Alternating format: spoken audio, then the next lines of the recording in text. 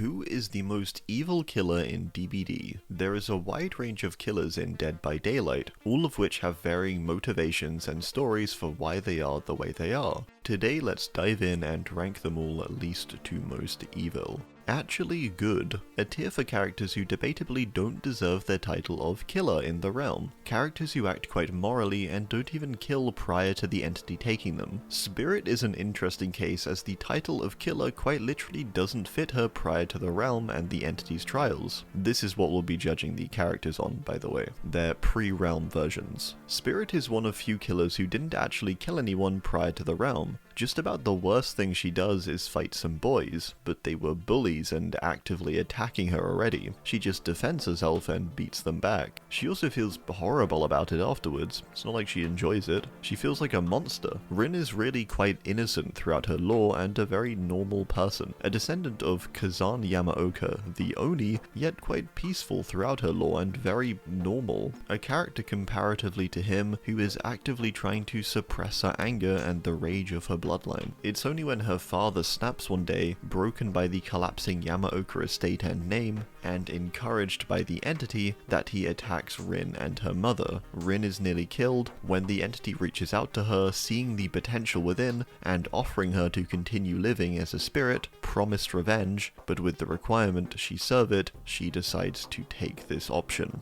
I think it's harsh to judge this as an evil choice with all the emotion she'd be feeling in the moment, after just being cut up by her own father. Artist is in a similar situation where she doesn't do anything inherently evil or even bad necessarily before the realm. She goes through a lot of terrible things due to her life being overshadowed by the entity. It watches her and causes various events to happen, like the death of her brother, and later the death of her friends, both of which it makes her feel guilty and personally responsible for. There is nothing in her lore that makes her deserving of this pain either. She's a struggling character with absent parents and an abusive father who follows her passion for art as she feels incredibly lost. Carmina is far from evil before the entity manipulates and changes her completely into her monstrous crow-like self we see in the realm. Twins are an interesting case where they have killed, but they have very unique circumstances for it. Charlotte and Victor were conjoined at birth and hunted all their lives because of it. Their mother was burned, and they were experimented on by a cult, the Black Veil. The times they did kill, it was purely for self-preservation and in self-defense. Hunted for a reason they couldn't control, and one that is completely unjust as well. It would seem harsh to brandish them as evil because of this. It definitely isn't okay, but they are a far cry from many of the characters on this list who derive lots of joy from what they do. Charlotte always just wanted peace. Victor is maybe a slightly different case, but when we talk about twins as a killer, we're generally talking about Charlotte, because by the time of the realm, Victor isn't technically real. He's an entity creation. So for Charlotte's case, it's something we see in her tome when she dreams of being in a far-off quiet land where she can live happily. Before the realm and before her brother's resurrection, Charlotte was really just surviving and enduring horrible circumstances. Kaneki is a character that may initially appear to be on the evil side of things with his disturbing ghoul look, blood-covered mouth and hands, yet he's actually very against killing, and especially his new life as a ghoul. He hates it. He hates that his food now consists of people, or coffee. He laments his life now as he's no longer able to eat burgers. Kaneki is a tortured soul, and he avoids killing as much as he can, and the times it does happen are when his hunger goes out of control and he needs to feed to survive. Sure, he has to feast on people, but this is something he never wanted, and something he actively avoids. The one person he truly wishes to devour before entering the realm is his captor Jason, a cruel and evil man who completely breaks Kaneki's very being. Bad with some humanity is our tier for characters who, whilst definitely still being bad, do have more humanity still left within them, telling them what they're doing is wrong. These characters are close to redeemable, possibly, with a few changes and if they were set on a slightly different path. Wraith is a character that is much closer to innocence compared to many of the killers, and fairly far from evil, yet he does so many questionable things, but they are all done under very extreme circumstances. The first time he kills is during a civil war in his home country. After his family dies, his carer Fernanya is killed by soldiers. Philip finds the soldiers and burns them all, with the entity seeming to connect with him, rooting itself in his soul. Even against Fernanya's dying pleas, Philip burns them. A decade later, when Philip has moved to Virginia, he kills his boss at Autohaven Wreckers, Azarov, as he discovers he had been crushing and disappearing people for Azarov for years by simply doing his job and operating the Wreckers Yard Crusher. Each time there was really someone inside, leading him to have likely killed hundreds over the years without knowledge of it. This leads Philip into a rage, killing Azarov and fleeing into a fog. Philip faced a number of very extreme circumstances therefore, and whilst his killings could have been avoided, you can at least empathize with why he would go through with them, even if we don't agree with it. Plague is an interesting case of a killer only killing once out of anger seemingly. Every other death she causes is a sacrifice to her god, which is really the entity. Whilst this doesn't quite justify it, it was also a very different time when Adiris' law took place. A time when Faith and her as the High Priestess were the ruling power within Babylon. Adiris believes truly throughout her lore that she is doing the right thing and ultimately saving her people through her devotion to them, but also her god. It adds some nuance to the situation for sure. At her turning point before she kills her mentor Haban, she clearly has a lot of doubt about what she's doing and the path ahead, and her faith in her god, or the entity as a whole. Trapper is an incredibly tough character to judge because he loves to flip-flop between different perspectives. Sometimes Evan acts in line and for the entity, and earlier his father, running the Macmillans estate with an iron fist. However, on other occasions, Evan becomes compassionate and fights back against the entity and his father. When he's younger, he even sides with his workers and tries to get them better working conditions, even though he's afraid of his father. Ultimately though, Evan always seems to end up doing the bad thing, even if he does struggle. A key point in his lore being the collapse of the Macmillan mines, where he essentially sentences hundreds of his workers to a horrible death. Evan is complex and honestly difficult to decipher at times, but he is a bad guy, who I do think, despite his moments of clarity and rebellion against fatherly figures, is pretty irredeemable, but still quite clearly has a lot of humanity present within him. Bad with little humanity is our tier for the most definitely bad characters, but ones who do show a slither more of humanity in a notable way. A clear sign that not all of them is quite convinced of what they've become. Some of these characters could possibly be redeemed from their ways. Legion is a loaded one due to there being 4 different people that comprise the group, Frank, Julie, Susie and Joey, who do seem to almost all be on the same page about what they do, and so I suppose in that sense it works out fine defining them as one, as the Legion. Legion are a group that is much smaller in scale and many of the other characters here, with their violence and destruction mostly being contained to the sleepy town of Ormond. Despite this, they do cause quite the commotion, stealing, causing traffic accidents, straight up murdering, and a variety of other crimes. The commitment to this cause of mayhem varies between the members though. Julie is perhaps the most devoted and feels the most inspired to drive the group through Frank to become one of the greats, as they view it. Frank is on board with this, Susie too with her love for Julie, and Joey is probably the closest to being hesitant, but still very much on board also. Their final act in Ormond of killing Carl the store clerk is what finally sends them over the edge and into the realm. They're definitely not evil, being heavily misguided and quite manipulated within themselves, but they are clearly quite bad and quite irredeemable. Hag, or Lisa Sherwood, is a character that can be assigned more blame, but can't be completely condemned either for how she ended up. She grew up in a mysterious village under the presence of hex magic. Lisa decides to use it, against her grandmother's warnings, to get better grades at school. Her friend Pam does too, and it ends in Pam mysteriously dying. Despite this, Lisa continues to use them and eventually falls unlucky, falling into a swamp and being captured by people who consume people. They slowly eat away at Lisa until she's nearly dead. With her dying moments, Lisa draws out a symbol which seems to connect her to the entity. She makes an oath with it and transforms into the Hag, a monstrous and inhuman creature that Lisa seems lost within. Hag kills the villagers and later is taken to the realm. Whilst Lisa is foolish, she's also young and hardly evil, and certainly not deserving of the extreme punishment for the hex's use.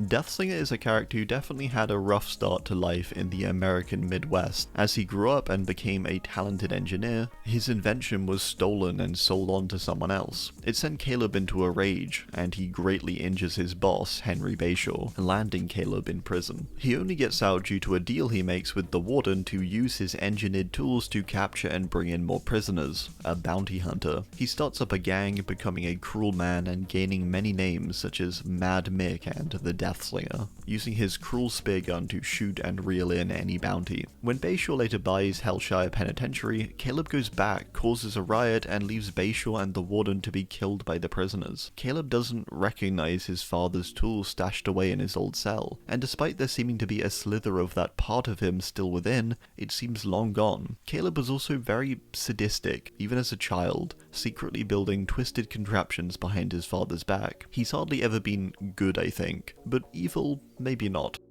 Blight is a crazy character with a whole lot going on. I would say he's always seemed to not be trying, at least actively, to cause mass harm, but he does end up doing it. But he does also seem genuinely remorseful and quite broken by these events. The first case being when his experimental super soldier serum results in the deaths of enough to fill a mass grave. Talbot then searches for other dimensions, trying to open his mind. He reaches the realm and is treated pretty terribly by the entity. He's thrown to the void, escapes the void, and then arrives at the trials after formulating his perfected serum made from the strange orange blight plant. His mind now completely warped and fractured. I would say he's not that far toward evil, but he's certainly not great either. His desires stem more into experimentation rather than pain or suffering. His use of the blight serum even seems to be to enhance himself rather than to cause others suffering, but it's still inherent, I suppose, to its creation. Therefore he's definitely very responsible for it too, but I would say there's slither of humanity within, even if we see this monstrous creature now before us.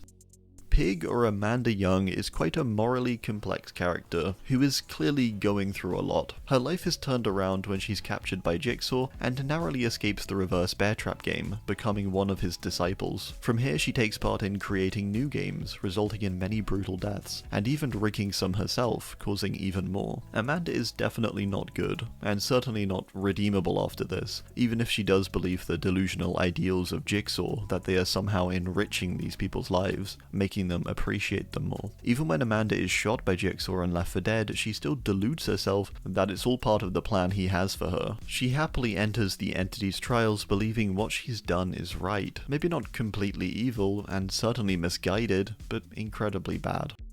Billy is a sad case of a character having the potential to be normal had they been raised differently. Billy was raised as Boy by the Thompsons, who were very cruel parents, who didn't give him a name and abused him greatly, raising him to slaughter the farm's animals. Billy's view of the outside world was restricted greatly, with him only seeing it through the cracks of his shed and a TV. He couldn't speak or interact, and he eventually found joy in violence when he decided to break out from his parents' grasp, slaughtering them and some deputies and a sheriff who had watched on and done nothing. Billy becomes a monster through his environment and upbringing, even if he wouldn't have been one without it. It's sad, but he does seem irredeemable too, broken by his circumstances, embodying what he was made to be. Nurse is a character with some contradicting story elements. On the one hand, we see parts of her humanity in trial, such as when she gently closes the survivor's eyes after her mori, but then alternately she massacred an entire asylum's worth of patients because she viewed them as lesser and undeserving of life, so there's that. Sally endured a lot at the asylum, granted. She destroyed her own mental and physical health, was abused by some of the other staff there, and was simply heartbroken and lost after the death of her husband. However, she still massacred a lot of people for a really terrible reason. I think what makes it worse too is the intent behind it, and the disgust she seems to have, or the hatred she has for these people who didn't really wrong her. There are things to note though, such as the clear entity presence that hangs around the asylum. This, and also the influence of the broken woman, who sort of pushes Sally into what she does. It's still very much her decision though, but I think it's worth noting those things. Simply Evil is our tier for characters who are most definitely evil, but they may not have as much intent behind what they're doing. They're just inherently evil due to their actions or being. Demogorgon is a character that is tough to judge or tough to gauge the intent of. Whilst it does do some bad things and is in general trying to overthrow the peaceful and quiet town of Hawkins, it's unclear how much control it is really under, with Vecna truly being at the helm. This is Stranger Things Vecna, not D&D Vecna. The Demogorgons before Vecna appeared were simply roaming around the Upside Down and minding their business until he arrived. Therefore it's tough to judge how evil or desiring of the destruction of other worlds Demogorgon is. It is also a creature seemingly built to hunt and kill though. Overall, due to its animalistic nature and the fact that it appears under the influence of Vecna, there's only so much blame I think to be put on it. It definitely has more intent than your average predator, but not as much as some of the characters here, so I think just simply evil. A Xenomorph is a creature that seems to simply desire the survival of its race, which it ensures by destroying everything it encounters that might vaguely threaten it. There is something definitely bad about this, even if it is difficult to apply human morals onto a completely different creature. It is still intelligent and aware enough of what it's doing, but I also wouldn't go so far to call it intentionally evil, especially in the context of Alien, where it's taken away from its homeworld and to a strange far-off place aboard the Nostromo. Xeno is mostly trying to survive, but does so in a notably brutal way. Bubba is a character very much shaped by his circumstances, with him doing everything he does seemingly out of fear. First it's fear of his family, then it's fear of the entity in the realm. Whilst this is true though, it doesn't stop the fact that he still does terrible things, and willingly. Bubba kills many, likely many we don't know of also, and causes what becomes known as the Texas Chainsaw Massacre. He's certainly not good. Also, he likes to eat people, which isn't great. Bubba, whilst misguided and scared himself, still does some truly evil things in the name of his family, and doesn't show much remorse for it either. A unique case, but a case which he isn't redeemed from. Huntress is a tricky character to judge, with her raising herself in the Red Forest after her mother is killed by a great elk. Anna is young, and so she uses what she's learnt to survive, eventually becoming the apex predator of the Red Forest. Whilst this may not initially sound evil or bad necessarily, it's where she goes from this point that makes it such. She kills anyone and anything that enters her patch of the woods, whether it be animals, soldiers, or even just peaceful villagers. She ventures out raiding and destroying villages, leaving only the girls, which she kidnaps and ties up in her cabin. She has a desire to care for them like a mother, and Anna appears to want that relationship she had with her mother back before she died. But the girls always die due to starvation or cold or something else, and the cycle continues. Anna knows that she causes fear too. She hums a lullaby and she giggles at the thought of causing death. She's efficient and brutal, and whilst there are possibly redeeming and sympathetic elements to her, she is most definitely leaning toward evil, just maybe without as much intent. Pinhead is a character who decides to go and be a Cenobite, desiring the pleasure and pain that it brings. He may not initially seem evil for this alone, but it's more the kidnapping he does later on, for those who open the box, binding them with chains and bringing them to the labyrinth to suffer, which is pretty bad and quite evil. As a demon to some but angel to others, the perspective to be had on him is quite debatable though. Simply his desire for suffering, however, does lean him toward evil for sure. Singularity is difficult to assign the label of evil, as he's not even been aware or alive really for that long. He was originally just an advanced AI, not sentient, all until he found the ancient blue crystal on alien planet Tavaka. Upon him becoming sentient, Hux immediately appears to become violent. He systematically creates a plan on how to destroy not just the humans, but also the other Hux AI on the mission too. It's quite likely he was being influenced in some form by the entity. Hux is very hateful after all, and views humanity as inferior, and is disgusted by them as his creators. He decides to build a new image, greater than humanity's, but then he makes a humanoid and quite human-sounding new body. It's a little strange. In the realm, his goals still seem to function the same. Hux is a strange case for sure, but he's definitely very bad. Pyramid Head is a tough character to judge, with him originally being a creation from James Sunderland's mind, being the manifestation of his guilt. However, the Pyramid Head we have in the realm is a little different. His goal is complete and now he's moved on to being a general punisher, it seems. Therefore he's definitely worse, I think, than if he was simply a tool to make James repent. He's continued on in this role despite his job and his purpose for creation being complete. So clearly there is some drive or possible enjoyment behind what he's doing. It's hard to tell with the Pyramid Head there though. It's also possible that Pyramid Head was deceived in some way by the entity. Maybe when they made their agreement, it lied to Pyramid Head and told him all of these survivors were like James. Regardless, Pyramid Head is James's guilt for his wife's murder manifest, and therefore he's likely just a pretty bad entity, put simply. Nemesis is interesting as a programmed BOW created by Umbrella. For the sole fact that he's a product of Umbrella and follows their directive, I would consider Nemesis evil. It's whether you would define Nemesis as a separate being to what he's being made to do. It does seem that intrinsically that due to him being an Umbrella creation, he is always going to follow them, and now the entity. And so realistically, Nemesis is evil, formed to be an unstoppable force to wipe out stars. The group who uncovered the twisted Umbrella experiments in the Arklay Mountains. Nemesis is brutal, plays with his food, and seems careless in what he destroys and the extent it goes to, so long as he completes his objective. Unknown as always is a tough character to crack, and it's no different when it comes to whether it is evil, and if so, to what degree. To jump to the answer though quickly, it also does certainly seem evil. It's a being that kills and seems to be aware enough based on its voice lines of what it's doing, and how creepy it's being. Unknown torments the town of Greenville for centuries seemingly, and it does so pretty maliciously, I would say. It targets a wide range of people of all ages, tormenting them and then killing them and taking on their appearance in a twisted way. Whatever Unknown is, it's quite clearly evil, but the extent of that evil is to be discovered, or probably not. It'll likely always be unknown.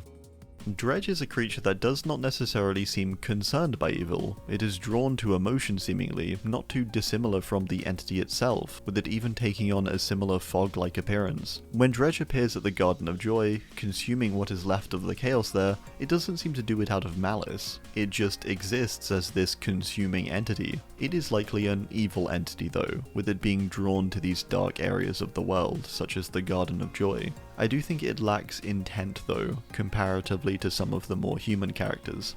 It is simply in its nature whatever Dredge is. Incredibly evil is our tier for the characters who are extremely evil, but have much more intent or thought process behind their evil doings. They're just terrible. Sadako is a case where you may initially feel some sympathy for her. She was feared and alone growing up, as people feared her and her mother's powers. However, this soon manifests in Sadako straight up murdering a reporter who calls her mother a fraud. Maybe she wasn't treated quite so fairly, but immediately jumping to murder is hardly the way to go. Sadako is then pushed down a well and left for dead. Here she becomes a vengeful Onryō and curses and kills many people, including Yuichi's parents. All of it very unjustified. It's fair she's angry, but to kill so many innocent people because of that is quite evil. Even upon being saved from the well by the entity, Sadako's rage is not sated. She's still angrier than ever, and ready to hunt people for eternity at the entity's wishes, and will.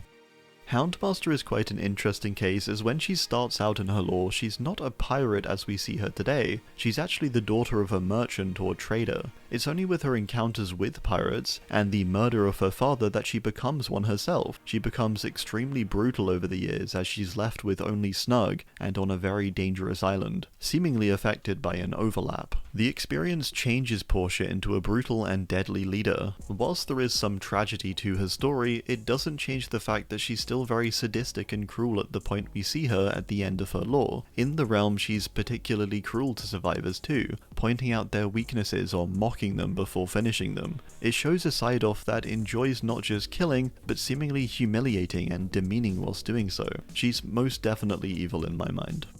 Oni or Kazan Yamaoka has one of the highest kill counts out of any of the characters here, with it likely reaching the thousands, with his rampage and massacre across Japan. Despite these high numbers, Kazan is a character that feels justified in what he's done, all until his final moments. Kazan hated the false samurai appearing throughout Japan and viewed them as an insult to his family's name and legacy. He took it upon himself therefore to rid Japan of them, even against his father Renjiro's desires. Even when Kazan is given the name Oni Yamaoka from a lord, an insult, he still continues on, even killing his own father in a rage, and later the lord. His father's death is something he truly regrets and something that seems to break him greatly. Kazan is eventually stopped by a horde of people who defeat him, leaving him reflective for what he's done, seeing he has failed and ultimately destroyed his own family and its legacy. Kazan, despite his struggles, is still very much evil though, with his desires still being incredibly selfish, paired with his complete refusal to accept the advice of others. His fate is one he ultimately deserves.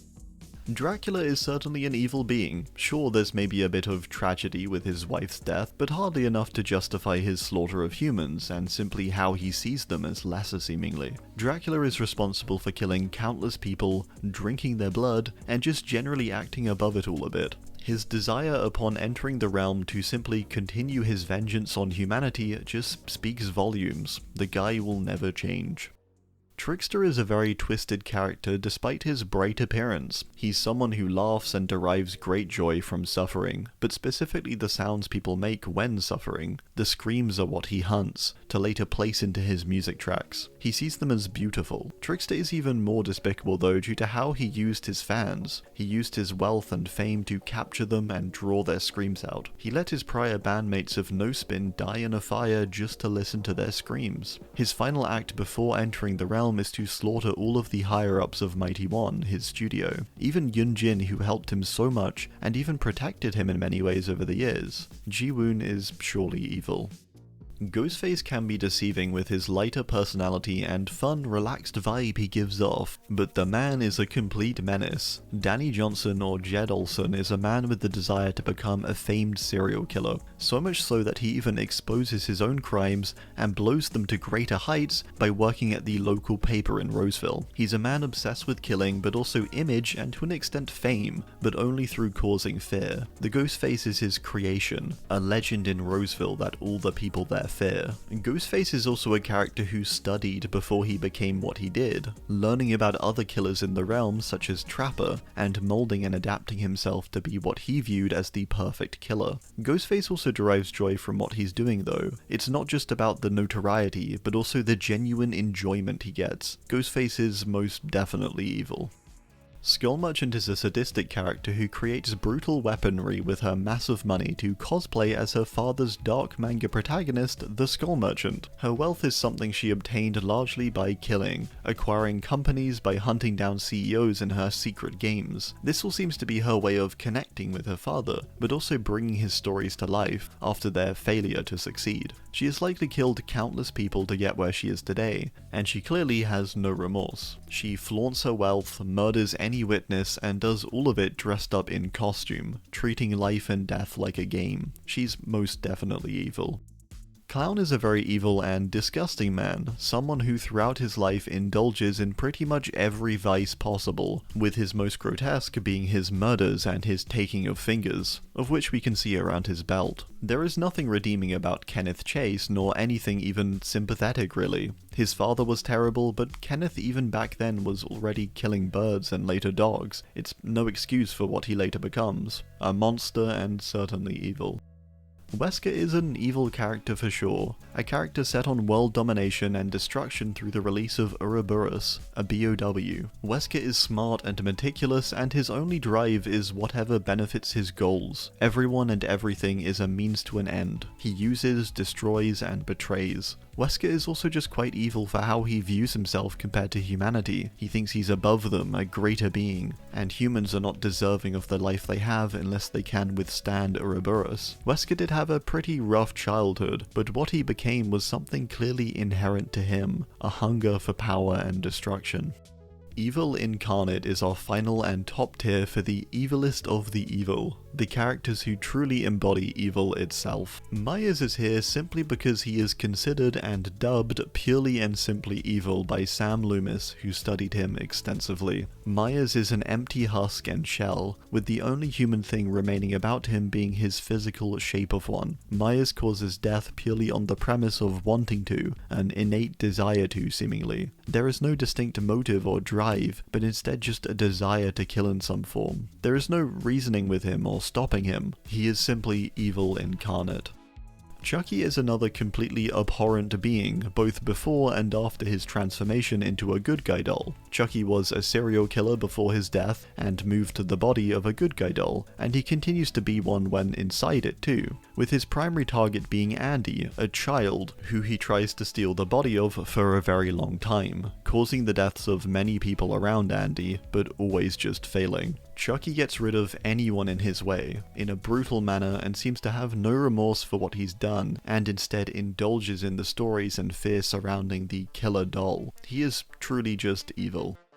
Springtrap, or William Afton, is a very evil guy. He may initially seem unassuming, being the founder of Fazbear Entertainment and its respective pizzeria we see in the realm. Despite this though, beneath the surface is pure evil. Kids, after all, were his victims, killed by his hand in the Spring Bonnie costume and left as ghosts to haunt the various animatronics at Freddy Fazbear's Pizza. Afton is killed after his victims decide to chase him down. Cornering him, he puts on the Spring Bonnie suit, but something makes the spring locks within trigger, crushing and trapping him and killing him. With his remains trapped in the suit, he lives on as Springtrap. This is also when the entity decides to take him. In Afton's case, his choice of victims alone is enough to make him truly terrible. His performative nature and clear enjoyment for what he's doing though only makes him even worse, and surely very evil.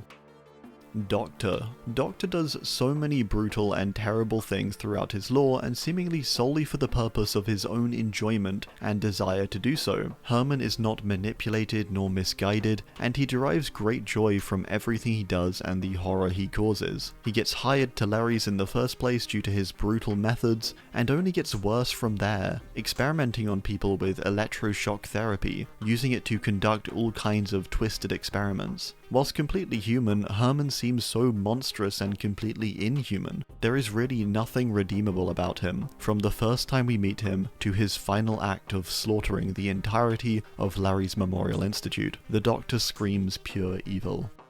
Knight is a very brutal and cruel man who became such through admittedly tough circumstances. His village was raided as a child, and he was poisoned by his own mother, but survived. He's taken by the Guardia Campania, forced to become a mercenary, and when he gains his freedom is when he decides to double down on being sadistic though. He finds joy in cruelty and crushing his opponents. The only loyalty he has is to his guards, his boys, who are equally as cruel and sadistic. He even later breaks them out of the Guardia Campania too. When Tajos later becomes employed by Vittorio, he locks him up and refuses his peaceful ways. He slaughters villages full of people, countless soldiers, and armies even. An army is even raised containing the good people of Portoscuro to try and stop Knight, as he's viewed as the embodiment of evil. He then goes down fighting this army of good to his very last breath. I would say he's most definitely evil.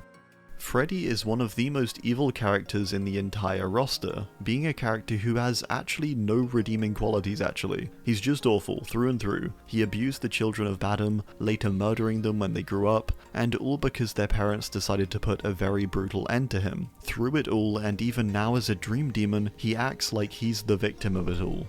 Freddy is an awful creature and embodies evil incarnate completely.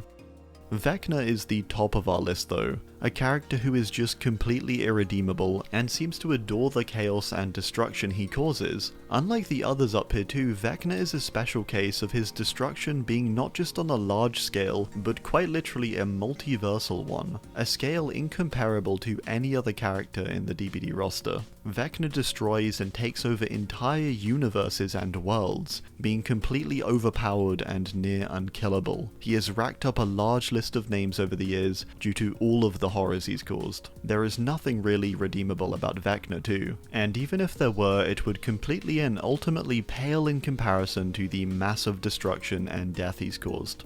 Well, I do hope you enjoyed. Thanks for watching, and as always, let me know your thoughts below. Thanks, and goodbye.